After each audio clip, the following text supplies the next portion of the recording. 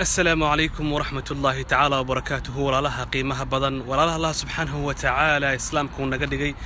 إلهي جل شأنه وحن ودي سنة إنه وجهنا نورية إلهي وجهنا نورية إنه إله سبحانه وتعالى نقمت دقو كوبا إلهي يوم القيامة يوم تبيض وجوه وتسود وجوه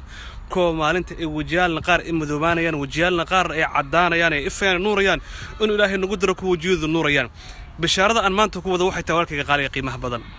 ما دونيسا ما جعش هاي عمل أذو أذن سميسن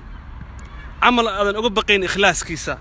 عمل أذن جهد يدرب أذن كوسميس أذن معناها أذن لا إيمان أجر معناه أجر أذن جهد بدن أذن كبحين أجر أذن متقنا هبين أسوء شيذن مال أسوء شيذن أجر أذو أذن أفكار هذا كشقيسن جوارح هذا كشقيسن شغل أن كله إنه أكون كوسو عم دونيسا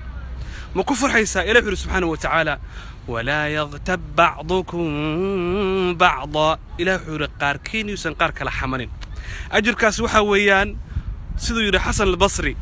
وسيدي هلا قصوري حسن البصري ويري محمد كدي دا يري أجر معناها إخلاص كيسا أنا اسكو دباتينين إرادتي اسكو دباتينين دايب راح حنتاني وإن لغو حنتو وإن أدق لغو حنتو وإن أدق لغا شيكيو وإن هلبكاغا لغونو هداد أرتو قف أدقو كو حمانيا haddaad aragto qof adiga maanta dhan kugu mashquulsan waxaad ogaataa in akoonkaagu uu kugu dhacayo ajir aadan shaqaysan ajir aadan u tukanin ajir aadan quraan u akhrin ajir aadan mataqaanaa sadaqo u baxsan ajir aadan ba ka wareynaba akoonkaada kugu dhacaya walaalaha la xanta waxaan leeyahay in badan xantu ma artay u sabra insha Allah taala xantaas ku sabra ilaahay ajirka qiyaamada buu ka siinaya walaalaha waxaan tara waxaan leeyahay ilaahay subhanahu wa ta'ala ka cabsada war ujuurtiina iyo amalkiina saalixa hifaadaysta wardad aanan shuqul idin kulahayn ha iska siinina war ku fara adayga waxan waa akoonkiini baa laga baxayaa waa la idin farataysanaya hawshiina iyo cibaadadiina iyo amalkiina saalixa baa la wareegaya war adkaysto oo ku fara adayga oo qof aadan shuqul kulahayn yuusan ka qaadanin nin baa ta kulu saalixa war aniga hadii haddaan cid xamanayo nin baa intuu yimid wuxuu ku yiri waxaan maqlay inaad xamato waxaan maqlay buu inaad xamato wuxuu ugu jawaabay haddaan anigu cid xamanayo waxaan xaman lahaa buu labada waalid haddaan anigu cid xamanayo labada waalid baan xaman lahaa buu iyaga haloomiisay buu xasanaadkayga li'annahuma ahaqu bihasanaati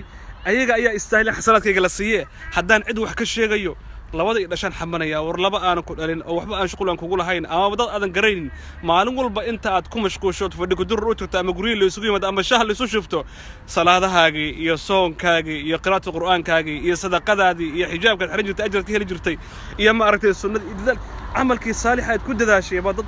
qaybinaysaay ka waanto barakallahu fiik dadka hawshaas lagu dhibayne ha sabraan ajr ana caadi ahayn ba u socday ha ku sabraan ilaahay subhanahu wa ta'ala ayaa cadaaladiisa uga qaaday biidna ilaahi alkariim qiyaamaha marka la yimaado